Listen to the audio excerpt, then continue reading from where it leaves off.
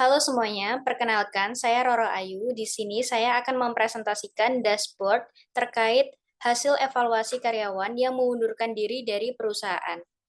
Yang pertama, di sini ada Trimaps yang berisi sebaran data yang menggambarkan rata-rata jam kerja karyawan tiap bulannya dari masing-masing departemen. Di sini dapat disimpulkan bahwa Departemen Sales memiliki rata-rata jam kerja paling tinggi di perusahaan, diikuti dengan Departemen Teknikal dan Departemen Support. Dari ketiga departemen ini, kemudian saya juga menampilkan visualisasi data terkait tingkat kepuasan karyawan dari ketiga departemen tersebut.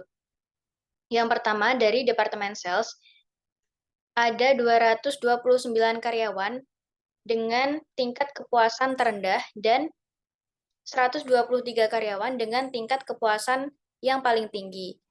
Kemudian di Departemen Teknikal ada 197 karyawan dengan tingkat kepuasan terendah dan 86 karyawan dengan tingkat kepuasan tertinggi. Kemudian di Departemen Support ada 131 karyawan dengan tingkat kepuasan terendah dan 74 karyawan dengan tingkat kepuasan tertinggi terhadap perusahaan. Selanjutnya, masih dengan tiga departemen tadi, saya juga menampilkan evaluasi terakhir karyawan dari ketiga departemen tadi, yakni Departemen Sales, Technical, dan Support.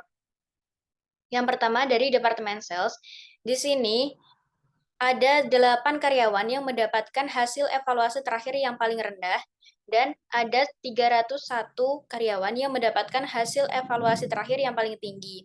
Selanjutnya, di Departemen Teknikal, ada 3 karyawan yang mendapatkan hasil evaluasi terendah, dan ada 188 karyawan yang mendapatkan hasil evaluasi yang tertinggi.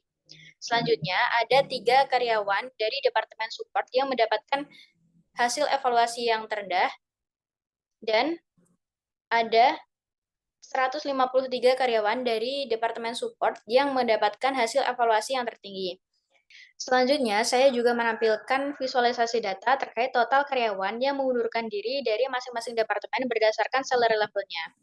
Nah, dalam suatu perusahaan ada 3 tingkatan gaji. Yang pertama, tingkatan gaji yang paling tinggi, yang kedua, tingkatan gaji yang sedang, yang ketiga, tingkatan gaji yang paling rendah. Di sini dapat kita lihat bahwa tidak banyak karyawan yang mengundurkan diri ketika mereka memiliki salary level yang tinggi. Sedangkan ketika mereka memiliki salary level yang medium atau low, maka akan cenderung ada lebih banyak karyawan yang mengundurkan diri dari perusahaan. Contohnya saja di sini yang paling menonjol dari Departemen Sales. Di Departemen Sales, ada begitu banyak karyawan yang mengundurkan diri dari pekerjaan mereka. Nah, mereka ini ialah karyawan yang memiliki pendapatan yang terbilang menengah atau bahkan rendah. Selanjutnya diikuti dengan Departemen Teknikal dan juga Departemen Support yang juga memiliki banyak karyawan yang mengundurkan diri dari perusahaan karena tingkatan pendapatan yang mereka peroleh.